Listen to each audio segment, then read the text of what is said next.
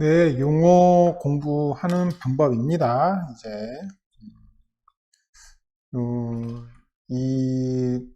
노트 정독하는 강의를 시작을 하는데 노트에 있는 내용들을 웬만하면 하나도 빼먹지 않고 쭉 설명을 해드리려고 그래요. 그래서 제가 이 교재를 인천기술사학원 토목시공기술사 이 교재를 쓴 이유가 있을 거 아니에요. 아, 이렇게 썼다, 저렇게 썼다. 그리고 또 정규 수업 시간에 설명을 못 드린 부분이 있다면 그런 부분까지 하나하나 차근차근 시간이 좀 오래 걸릴 수는 있어요. 강의량도 되게 오래 많을 수도 있을 거고요. 근데 뭐 차근차근 공부를 하실 분이라면 괜찮다 라고 생각하시면 될 것 같습니다. 때에 따라서 뭐 1.5배속, 뭐 1.2배속 뭐 이렇게 이제 보셔도 되겠죠. 자, 시작하도록 하겠습니다. 우선 용어 공부 방법입니다. 제가 이제 보통 이제 첫 강의 때는 이 부분을 조금 중점적으로 말씀을 드리잖아요. 근데 우선 좀 생각을 해 보셔야 될 게 어떤 부분이 있느냐라고 했더니 요 준비 부분이 있어요. 그래서 본인이 용어 설명 도서 구입을 할 수 있으면 하시는 게 좋다. 어디 특정 학원을 제가 이제 설명을 드리려고 그러는 건 아니에요. 그래서 어디 뭐 이제 뭐 특정 학원을 얘기하는 건 아닌데 그래도 조금 본인이 신경 써서 공부를 하고 싶다라고 그러면은 이 용어 설명 도서 하나 정도는 구입을 하는 게 맞을 것 같아요. 용어 설명 도서 구입을 하실 때 중요한 것 중에 하나가 뭐가 중요하냐? 중요도. 그게 이제 중요합니다. 이게 이제 그림, 그래프, 요게 이제 많은 책을 중심으로 이제 사셔야 된다는 거예요. 그래서 뭐 시중에 제가 이제 강의 시간에 따로 말씀드린 건 있긴 있어요. 김우식 님의 용어 설명 책자를 사시면 좋은데, 근데 그게 이제 문제점이 하나 있어요. 이게 뭐가 또 문제점이냐 그랬더니, 이 용어 설명 책을 이제 시중에서 구입을 하시게 되면 이거는 대부분 좀 두꺼워요. 두껍다. 그래서 예를 들어서 뭐 한 1800페이지 정도 돼요. 근데 글씨가 작잖아요. 글씨가 작다. 저희 인천기술사학원 교재에 비하면 글씨가 매우 작은 편이거든요. 1800페이지씩이나 되고 그러면은 내용이 너무 많잖아요. 공부를 다 할 수 없어요. 근데 이걸 가지고 공부를 하시려고 그래요. 너무 파고들려고 그런다. 파고들려고 그런다. 파고들면은 안 좋죠. 그래서 파고들지는 않을 각오를 하시고 그냥 그림 및 그래프가 많으면은 사고 많지 않으면 안 사고 뭐 본인이 또 이해하기 쉽게 되어 있는 책을 사셔야 되겠죠. 만약에 산다 그러면 꼭 사야 되는 건 아닙니다, 사실상. 왜냐면 제가 지금 하는 교재 정독하는 거에서도 그림 같은 것도 그려드리고 그럴 거니까 꼭 사야 되는 건 아니지만 그래도 만약에 사고 싶다라고 한다 그러면은 구매를 하시면 좀 좋겠다. 자, 그리고 우리가 좀 생각을 해 보셔야 되는 게 이제 서브노트 정리를 하셔야 되는데 요 서브노트 정리 들어가기 전에 제가 좀 말씀을 드리고 싶은 게 있어요. 뭐냐 그랬더니 이 서브노트를 정리를 하실 때 처음에 용어 위주로 정리를 하셔야 되냐 아니면 서술, 논술이라고 부르는 거 있죠. 이거를 위주로 해야 되는 거냐 라고 이제 좀 생각을 해 보실 필요가 있어요. 그렇다 그러면 조금 우리가 생각을 해 볼게 용어는 보통 10문제 쓰는 거죠. 그렇죠? 13문제가 출제가 돼서. 근데 이 10문제를 쓰는데 이 10문제 안에 본인이 확실하게 쓸 수 있는 거는 보통 한 7문제? 뭐 좀 공부 안 되신 분들은 뭐 5문제나 뭐 3문제? 이렇게 될 거예요. 좀 문제 쉽게 나왔다. 그러면 9문제? 운이 좋으면 10문제 다 쓸 수는 있는데 항상 모르는 문제가 나와. 3문제에서 4문제 이상은 처음 본 문제야. 교재로 여기저기 뒤져봤는데 없어. 인천학원에도 없고 뭐 다른 학원 거에도 없어. 그죠? 자, 서술은 6개 중에서 4문제를 쓰는데, 얘는 4문제를 다 쓸 수 있는 경우의 수가 되게 많아요, 생각보다. 얘는 뭐, 조금만 공부를 하면, 쓸 수 있겠는데? 뭐, 이런 식으로. 그렇다, 그러면 우리가 어디에다가 지금 중점적으로 공부를 하셔야 되느냐? 그 부분이 이제 되겠죠, 그죠? 그렇다, 그러면 용어다. 그죠? 용어를, 왜냐 그러면은 모르는 게 이렇게 나오는데, 나오니까, 그죠? 그러면 우리는 용어를 가지고 좀 생각해서, 풀이를 어떤 식으로 들어가면 참 좋으냐라고 해봤더니, 용어를 가지고 서술형 문제로 확장성을 가지는 문제를 가져가면 된다. 용어를 공부를 많이 하셔가지고, 서술의 확장성을 가져간다 그러면은, 더 자유롭게 문제를 풀 수가 있다 라고 생각하시면 될 것 같아요. 자, 그러면 서브노트 정리는 어떤 식으로 하는지 우리가 한번 이제 보도록 하겠습니다. 남의 노트를 참조하지는 말래요. 그럼 이게 무슨 말이냐 그러면 남의 노트가 아니라 그럼 뭘 참조를 하셔야 될까요? 교재를 참조를 하시라는 거예요. 교재. 다른 거 참조하시면 안 됩니다. 교재. 남의 노트는 남의 노트일 뿐이에요. 그리고 이 남의 노트를 만든 이 당시의 시간적인 요소를 봤을 때 분명히 합격 전에 만든 거예요. 연습 삼아서 만들었다거나 그걸 합격한 후에 만든 거랑은 분명히 차이가 있죠. 그죠? 그래서 남의 노트는 참조하지 않습니다. 않고 교재를 이용해서 본인만의 노트를 만든다 라고 보시면 될 것 같아요. 이건 차츰차츰 강의 시간에 제가 설명을 드릴 겁니다. 자, 대략 200에서 300페이지 정도 하시면 참 좋다 라고 저는 이제 말씀을 좀 드리고 싶어요. 그래서 너무 많이 만드는 것도 맨 처음에는 안 좋아. 제가 맨 처음에 한 거의 800페이지 가까이 만들었거든요. 말이 800페이지죠. 저는 이제 1800페이지짜리 교재를 가지고 공부를 했으니까 말이 800페이지는 되게 많아요. 8페이지를 본인이 회사 생활을 하면서 쓴다고 보십시오. 어마어마한 양입니다. 처음에는 조금 줄여가지고 요 정도로 어차피 저희 학원 교재가 엑기스 위주로 되어 있어요. 그래서 최소 페이지라고 보시면 될 것 같아요. 학원 교재가 360페이지니까 조금 욕심을 낸다 그러면은 물론 중간에 간지, 목차 이런 거 들어갔으니까 한 400페이지 조금 욕심을 낸다 그러면은 그 정도까지는 하실 수 있을 것 같다. 자, 항상 가지고 다닐 수 있을 정도의 두께로 한다. 이거를 서브노트를 가지고 공부를 하라는 게 아니에요.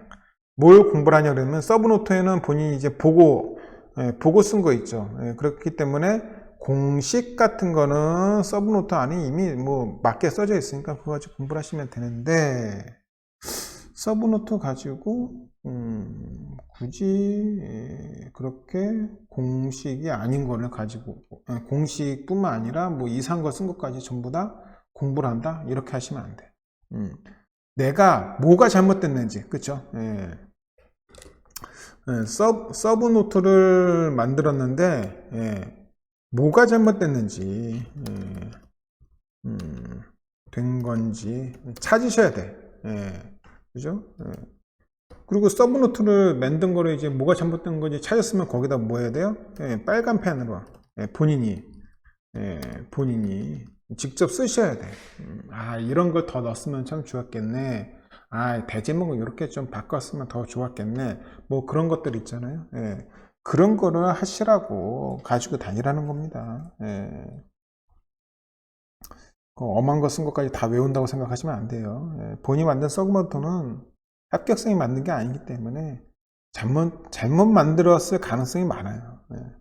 자, 한 번 만든 것 끝이 아니라 1차적으로 만든 것을 중심으로 합격시까지 꾸준히 수정을 합니다. 업데이트를 하는 거죠. 자, 근데 요즘에는 이제 1월달, 4월달, 7월달 이렇게 이제 시험을 보거든요. 예를 들어 1월달 시험을 봤어. 합격 발표가 3월달이야. 근데 내가 1월달 전까지는 서브노트를 한 번 만드신 거예요. 근데 이제 또 만들려고 그러니까 1월달 시험 보고 4월달까지 이제 3개월밖에 시간이 안 되는데 짧을 땐 2달 반밖에 안 돼요. 그러다 보니까 발표도 3월달에 발표가 나고 뭔가 조금 하기 싫은 그런 분위기가 분명히 조성이 됩니다. 예, 그래서 3월달 이런 경우는 3월달 발표 날까지 본인이 요 사이죠. 예, 시험 보자마자 요 사이 기간에 꾸준히 수정하는 이런 것들 하라는 거지. 3월달에서부터 4월달 요 기간에는 본인이 이제 문제풀이라든지 이런 거 위주로 좀 가져가셔야 되겠죠. 그죠? 그렇게 생각하시면 된다. 용어는 공부하는 방법이 있어요. 분명히. 그래서 정독을 먼저 합니다. 그리고 속독을 하고 정독을 해요. 그 다음에는 계속 뭐만 하신다? 속독, 속독, 속독. 계속 속독만 하십니다. 언제까지? 합격할 때까지. 합격할 때까지.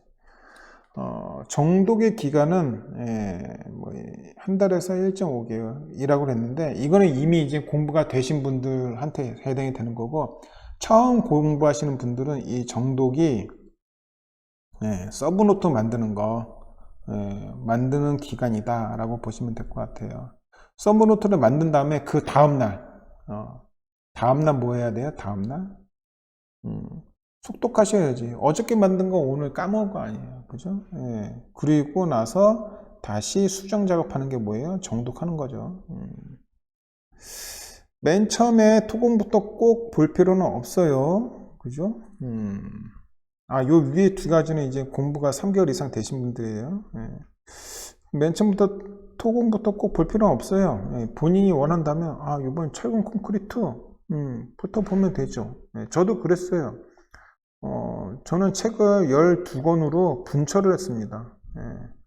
이 분철을 해가지고, 오늘은 토공, 내일은 철근 콘크리트, 나 3일째 되는 날 속독하는 거는, 나 댐을 한번 봐볼래? 뭐 그런 식으로 했죠.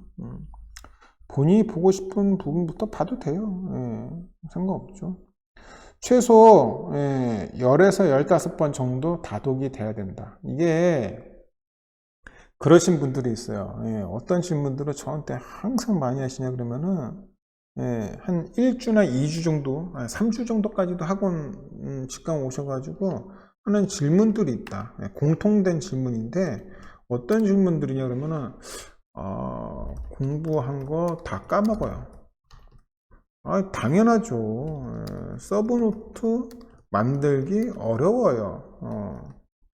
당연하죠. 그렇죠? 그래서 바빠요.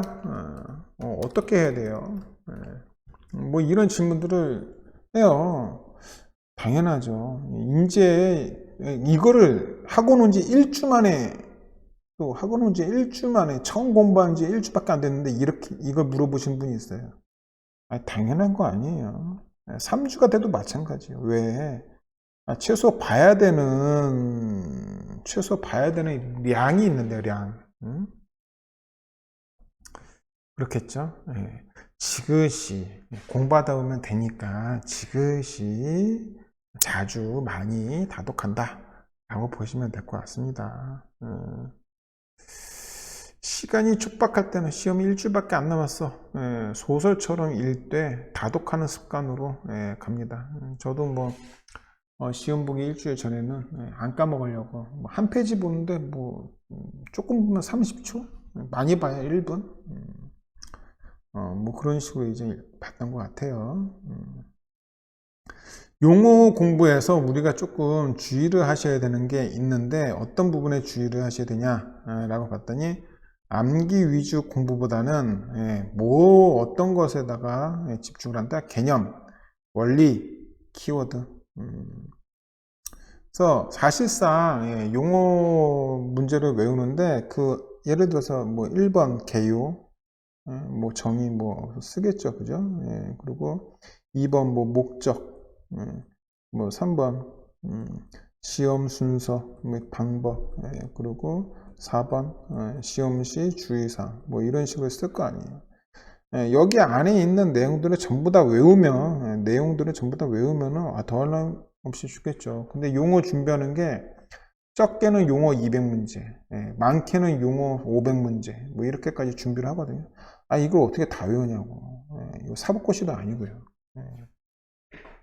박사학위 받는 것도 아닌데 다 못 외웁니다. 그래서 예를 들어서 SPT라는 문제가 나왔다라고 그러면은 SPT를 어떻게 하는 거야? 라는 개념과 원리, 이것을 그림으로 머릿속에다가 저장을 하시는 거예요. 그림으로.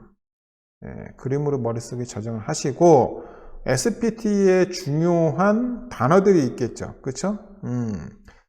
예를 들어서 중요한 단어는 63.5kg. 그리고 선생님이 얘기했는데 시험이니까 목적 쓰라고 그랬어, 시험 순서, 방법 쓰라고 그랬어, 시험시 주의사항 쓰라고 그랬어. 그런 것들을 써야 되는 게 맞는 거네. 그것이 바로 키워드네. 이렇게 이제 생각하셔야 된다는 거죠. 자, 여기 밑에 보니까 사운딩을 예를 들었어요. 개념을 보니까 원위치 시험이래. 그냥 그 자리에서 하는 시험이죠. 맨바닥. 사운딩의 원리를 보니까 회전하거나 관입하거나 인발하는 것을 이용하여 흙 속의 전단 강도, 어떠한 저항치를 우리가 측정하기 위함이죠. 그럼 키워드는 뭐가 되냐? 목적 써야 된다. 시험 방법, 시험이네. 시험인데 아직도 오타가 있네요. 그죠? 그리고 적용, 유의사항, 뭐 이런 거 쓰셔야 된다라는 부분입니다. 이런 식으로 공부를 합니다. 그죠? 자, 그리고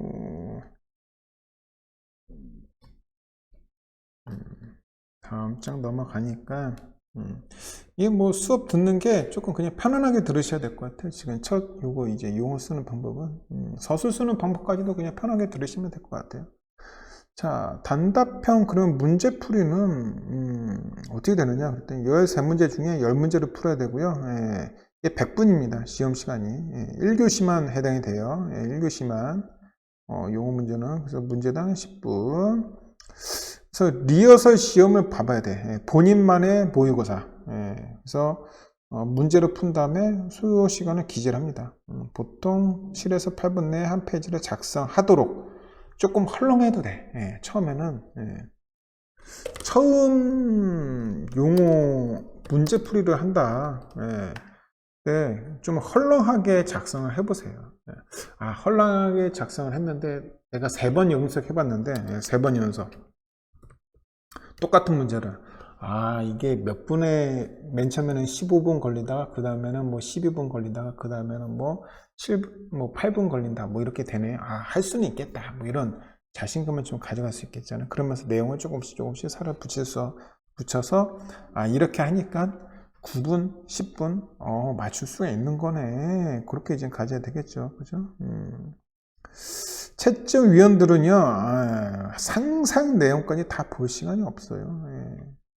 1000명이 시험을 본다고 생각을 해보십시오. 뭐 중간에 나오시는 분도 있으니까 다 안 적었을 거 아니에요. 그냥 보통 여기에 40페이지 작성한다라고 생각해 보십시오. 4만 페이지입니다. 4만 페이지. 소설책 200페이지 읽기도 힘들어 죽겠는데 4만 페이지를 언제 읽어? 불가하죠. 그죠? 안 돼요.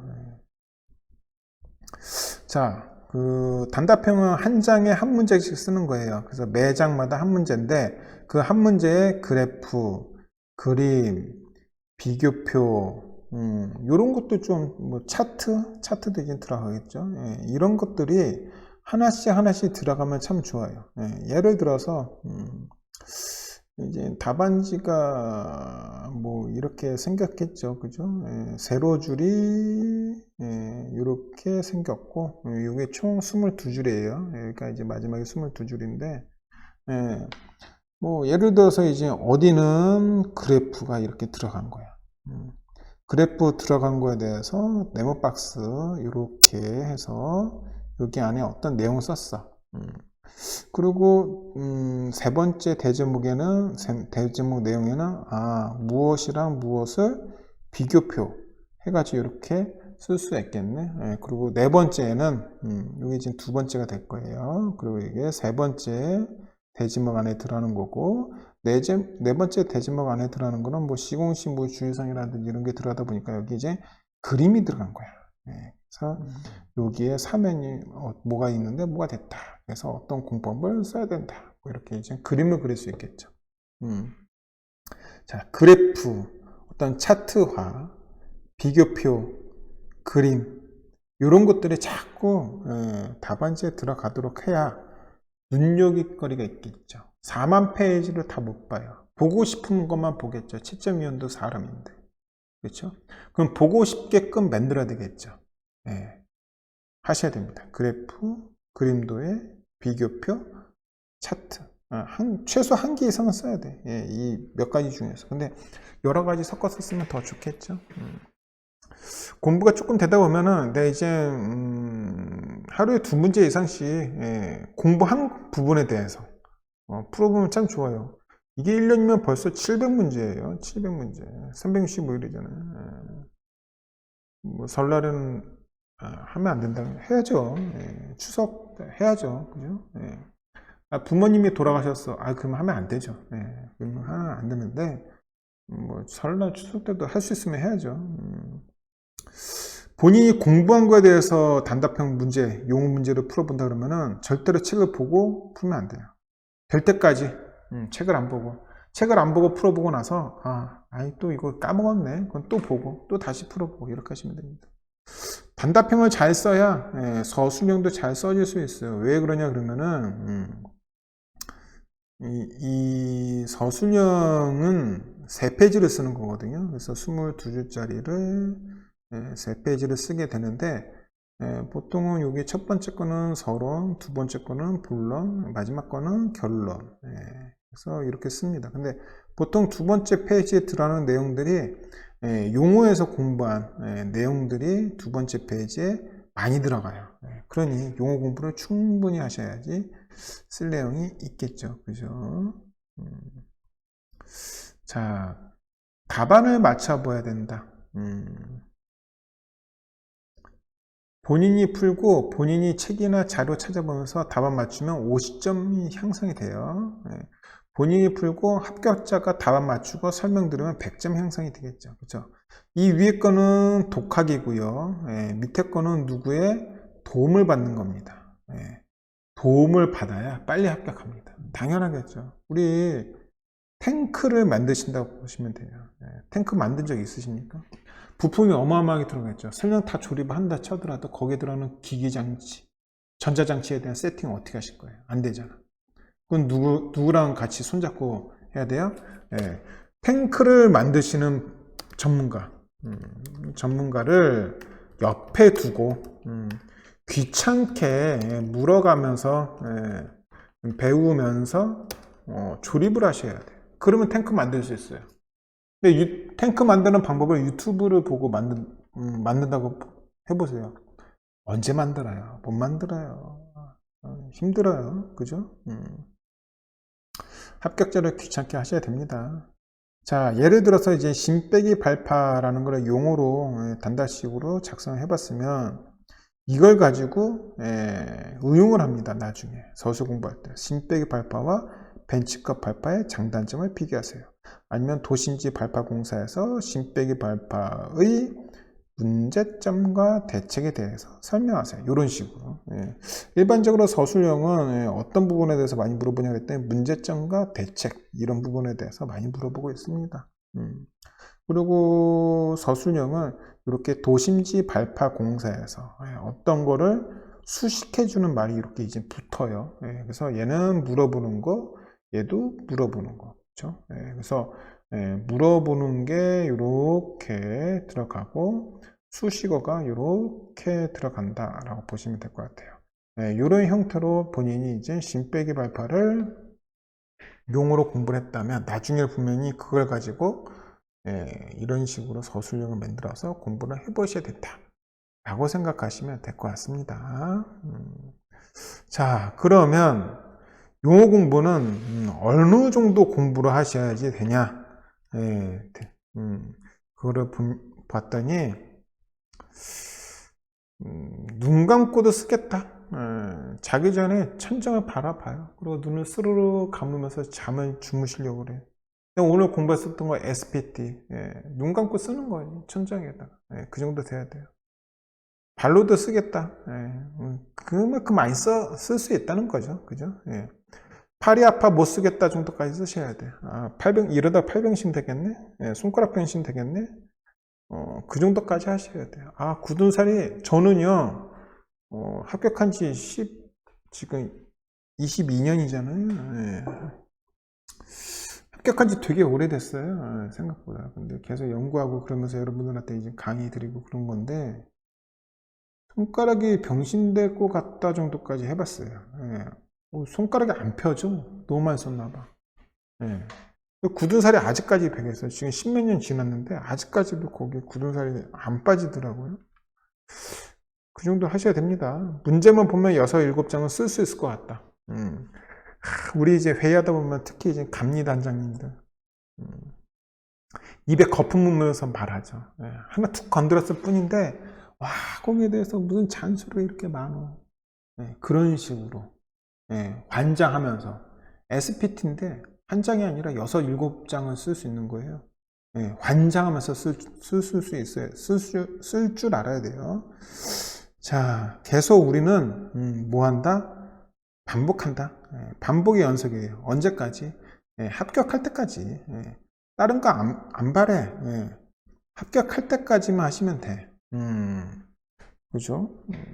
별거 아니에요. 별거 아니다. 이렇게 생각하고 덤비시면은 된다. 자, 우리가 공부하는 거에서 가장 첫 삽은 뭐부터? 결국은 용어 쓰는 것부터 들어간다 라고 생각하시면 될 것 같습니다.